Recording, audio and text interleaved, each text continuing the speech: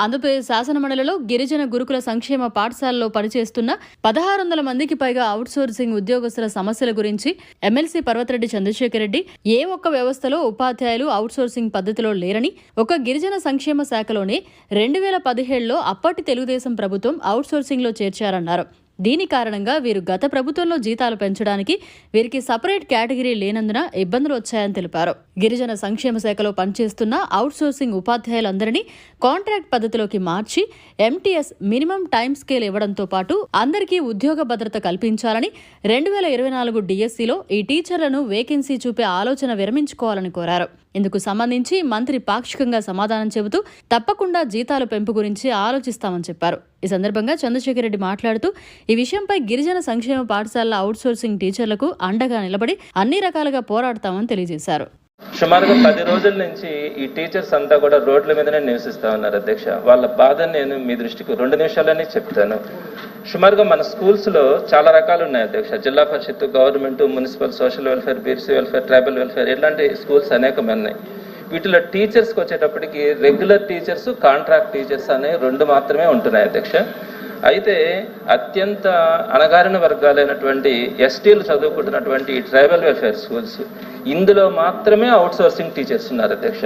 ఇంకా ఏ వింగ్లో కూడా zilla parishad, government, municipal, tribal welfare social welfare కానీ దేంట్లో కూడా ఈ అవుట్సోర్సింగ్ టీచర్స్ విధానం అన్నది లేదు అధ్యక్ష. ఇక్కడ ఒక్క దగ్గరే ఉన్నారు. సుమారుగా ఇక్కడ 199 పాఠశాలలు, 1656 మంది అవుట్సోర్సింగ్ టీచర్స్ ఉన్నారు. 50,000 మంది ట్రైబల్ వెల్ఫేర్ స్టూడెంట్స్ ఈ స్కూల్స్లో చదువుకుంటూ ఉన్నారు అధ్యక్ష. వీళ్ళ పరిస్థితి ఏంటంటే అధ్యక్ష, ఈరోజు జాయిన్ అయిందేమో 2008వ సంవత్సరంలో వీళ్ళు జాయిన్ అయినారు. 2017వ సంవత్సరంలో అప్పుడు టీడీపీ ప్రభుత్వం ఉన్నది. వీరందరినీ కూడా గెస్ట్ టీచర్స్ నుంచి అవుట్సోర్సింగ్లోకి మార్చారు ఈ టీచర్స్ అందరినీ కూడా. అయితే ఈ 1656 మంది అందరికీ కూడా అంత ఫుల్ క్వాలిఫైడ్ టీచర్స్, చాలామంది అందులో ఎగ్జామ్స్ రాసి రోస్టర్ కమ్ మెరిట్ ద్వారా సర్టిఫికేట్స్ వెరిఫికేషన్ ద్వారా కూడా జాయిన్ అయినారు. ప్రతి ఒక్కరు 1656 మంది అందరూ కూడా ఫుల్లీ క్వాలిఫైడ్. నెక్స్ట్ పోస్టులు కూడా శాంక్షన్డ్ పోస్టులు అధ్యక్ష. అయితే వీళ్ళకి జీతాలు ఎంత ఉన్నాయో మీకు తెలిస్తే ఆశ్చర్యపోతారు అధ్యక్ష. ఏ టీచర్స్ కూడా ఎక్కడా కూడా ఇంత తక్కువ ఉండవు అధ్యక్ష. సుమారుగా 10,000 రూపాయలకి కొంచెం అటో ఇటోగా వీళ్ళ జీతాలు ఉంటున్నాయంటే వీళ్ళు చేసే వర్క్ కూడా అధ్యక్ష, ఉదయం రెసిడెన్షియల్ స్కూల్స్ కాబట్టి అవి ఉదయం 5 గంటల నుంచి రాత్రి 9 గంటల వరకు సుమారుగా 14 గంటల పాటు వీళ్ళు పనిచేస్తారు అధ్యక్ష. ఇంకా అంతకు మించి కూడా పనిచేస్తూ ఉన్నారు. నైట్ టైం కూడా పిల్లలు కనుక బాగలేకపోతే ప్రిన్సిపల్కి అందుబాటులో ఉండాలి అధ్యక్ష.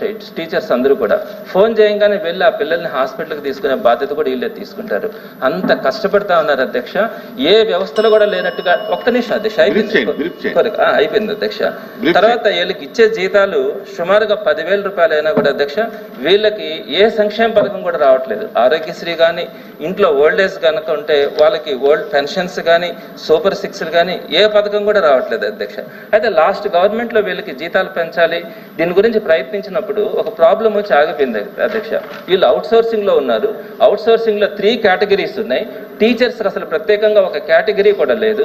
అందుకని ఆ రోజున్నటువంటి అధికారులు దాన్ని పక్కన పెడితే దానికోసం ఆ సపరేట్ కేటగిరీ పెట్టండి అని చెప్పి మేము చాలాసార్లు తిరిగినప్పుడు ఇందులో ఎలక్షన్స్ రావడం ఆ ప్రాసెస్ కూడా ఆగిపోయింది అధ్యక్ష. అయితే తర్వాత అదేవిధంగా లాస్ట్ టైం కేజీబీవీల్లో కానీ, మోడల్ స్కూల్స్లో కానీ ఇలానే అవుట్సోర్సింగ్ ఉంటే వాళ్ళని కాంట్రాక్ట్లోకి మార్చి వారందరికీ కూడా జీతాలు పెంచడం కూడా జరిగింది అధ్యక్ష. అయితే ఈరోజు వీరి పరిస్థితి అంటే సుమారుగా ఇప్పుడు ఏం చేయమన్నారో చెప్పండి. అయిపోయింది ఇప్పుడు ఏం చేయాలి? ఒక హాఫ్ మినిట్ గవర్నమెంట్ ఏం చేయాలి అది చెప్తున్నాను అధ్యక్ష.